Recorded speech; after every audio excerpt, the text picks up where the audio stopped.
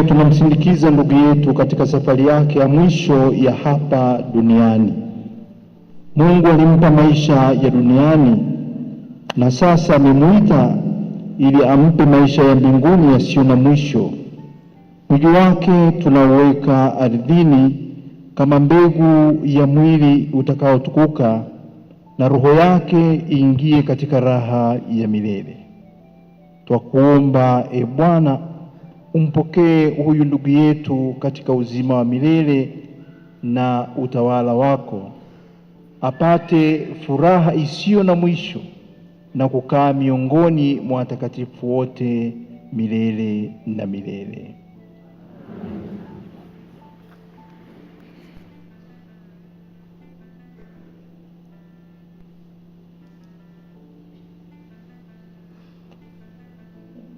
Na wakati huo mwadhama ananyunyizia maji ya baraka jeneza lenye mwili wa hayati Askofu Bernardin Mfumbusa, na waumini basi wakishiriki pamoja naye kusali sala kadiri anavyotuongoza.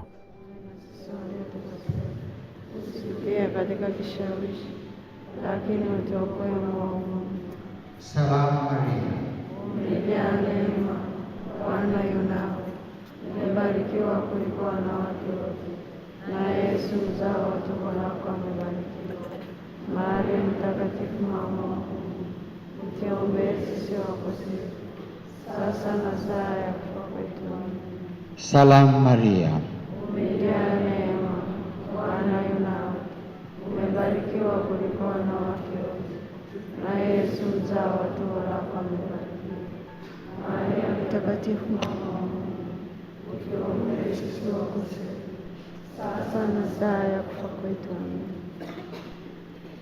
Sasa tumpeleke ndugu yetu makaburini. Twatumaini kuwa siku moja tutakutana naye katika uzima mpya. Sasa